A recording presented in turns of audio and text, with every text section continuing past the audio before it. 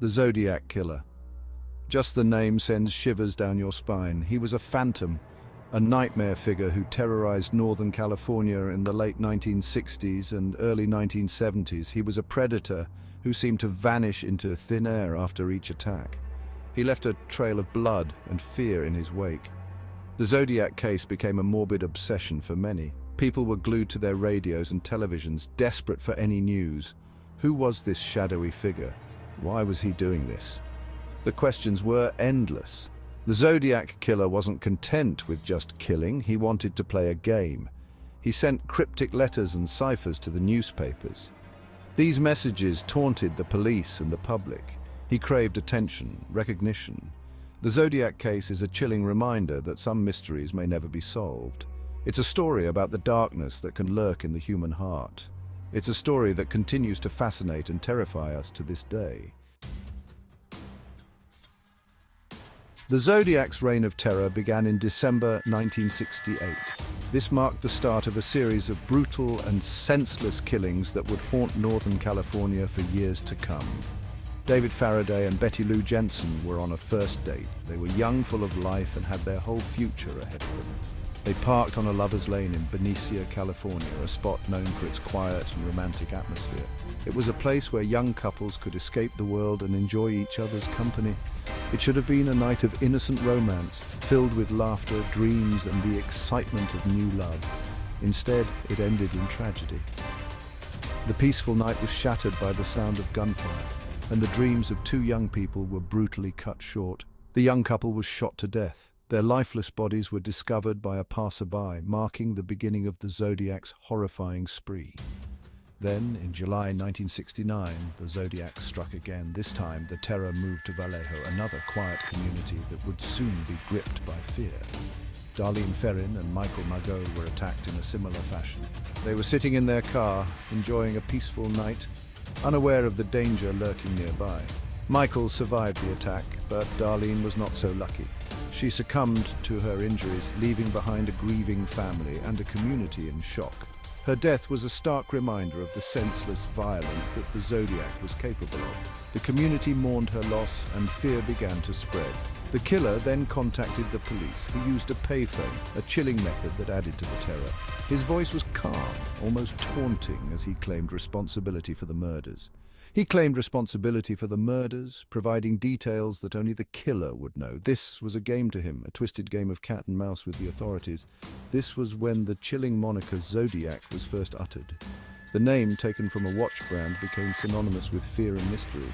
The name, taken from a watch brand, was just the beginning of the killer's twisted games. He sent cryptic letters and ciphers to the press, taunting the police and the public. The Zodiac continued his spree, leaving a trail of fear and confusion. The police were baffled and the public was terrified. He attacked two more victims in September 1969. Cecilia Shepard and Brian Hartnell were enjoying a peaceful picnic at Lake Berryessa. Cecilia Shepard and Brian Hartnell were picnicking at Lake Berryessa, a serene spot that would soon become a scene of horror. A man approached them dressed in a bizarre hooded costume. His appearance was terrifying, and his intentions were deadly. He bound and stabbed them both. Brian miraculously survived, but the attack left deep physical and emotional scars. Sadly, Cecilia died from her wounds. Her death added to the growing list of the Zodiac's victims, and the fear in the community intensified. The Zodiac's final confirmed victim was Paul Stein. He was a cab driver in San Francisco, a city that would soon be gripped by fear. He was a cab driver in San Francisco, working a late shift when he picked up his final passenger. In October 1969, the Zodiac shot him dead. The murder was brazen, taking place in a busy city, and it sent shockwaves through the community. He then took a piece of Paul's shirt as a gruesome trophy. This act of brutality was a chilling reminder of the Zodiac's twisted mind and his desire to instill fear. The Zodiac Killer wasn't content with just being a murderer. He wanted to be more than just a faceless criminal lurking in the shadows. He wanted to be known for his intelligence, to be seen as a mastermind who could outwit the best minds of his time. He craved the attention of the public, the media, and the authorities. He wanted his name to be etched in history. He wanted to prove he was smarter than everyone else, that he could commit heinous acts and still remain untouchable. To do this, he used ciphers. These weren't just any ciphers, they were intricate puzzles designed to baffle and intrigue. A cipher is a coded message, a way of transforming plain text into something unreadable without a key.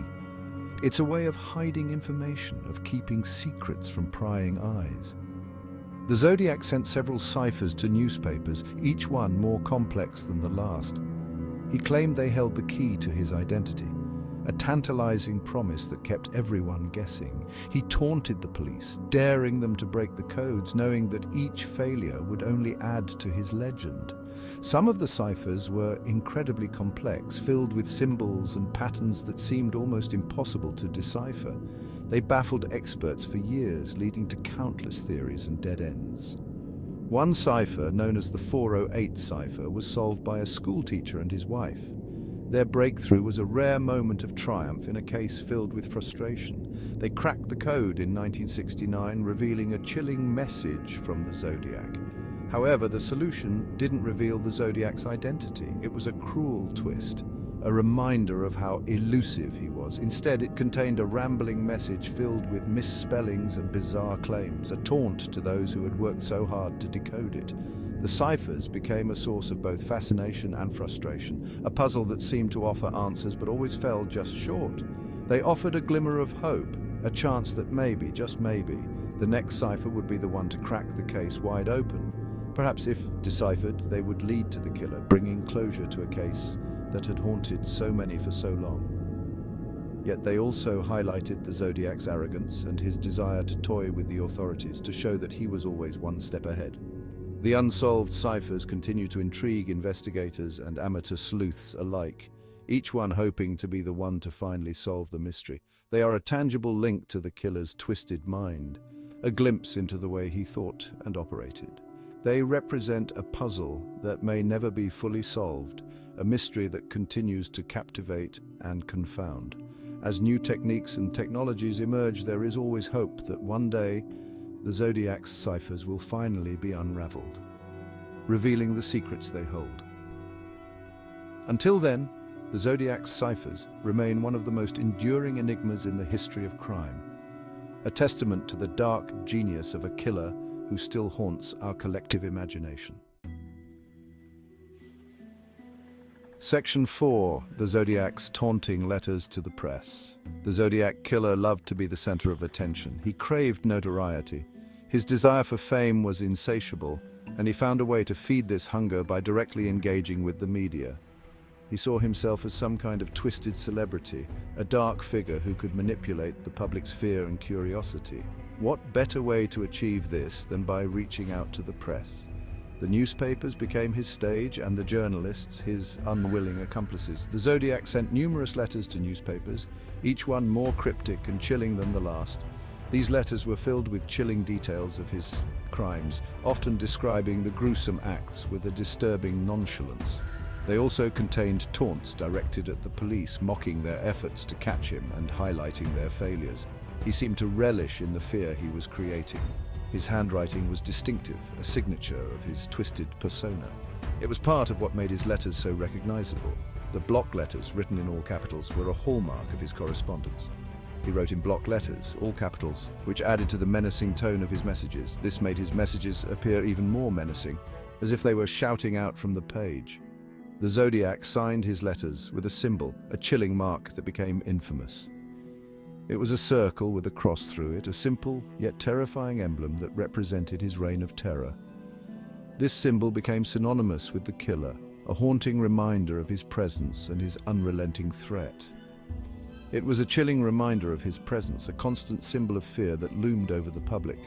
The letters weren't just about boasting or taunting, they were a calculated move to instill fear and maintain control. They were a way for the Zodiac to control the narrative, to ensure that he remained in the spotlight. He wanted to shape how the public viewed him, to craft an image of a cunning and elusive mastermind. He wanted to be seen as a cunning mastermind, always one step ahead. His letters were a tool to manipulate the media and the public, to keep them guessing and to keep himself at the center of their attention. The Zodiac's letters were more than just words on a page. They were a psychological weapon, designed to terrorize and to captivate. Each letter sent shockwaves through the community, sparking fear and fascination in equal measure. The public was both horrified and intrigued, hanging on every word, every clue. The police were left scrambling, trying to decipher the cryptic messages and to anticipate the killer's next move. The Zodiac's letters were a constant reminder of their inability to catch him. The letters were a game to the Zodiac, a twisted form of entertainment that kept him in control and kept everyone else on edge. In the end, the Zodiac's letters were a testament to his desire for power and recognition, a dark legacy that continues to haunt us to this day. Section 5. The Hunt for the Zodiac, a race against time. The Zodiac Killer's crime sent shockwaves through California. Law enforcement agencies were under immense pressure to catch him. The public was terrified. The pressure was on to find this elusive killer. Police departments across Northern California mobilized. They followed up on hundreds of leads. They interviewed countless potential suspects. They chased down every tip, no matter how small. Detectives pored over the Zodiac's letters and ciphers. They hoped to find a clue, anything that could lead them to the killer. They consulted with handwriting experts and cryptographers. Despite their best efforts, the Zodiac remained elusive. He was like a phantom, disappearing into thin air after each attack. The investigation was hampered by false leads, dead ends, and the Zodiac's own cunning. Years turned into decades. The case went cold. The Zodiac Killer was never caught. The mystery of his identity remains one of the most enduring criminal enigmas of our time.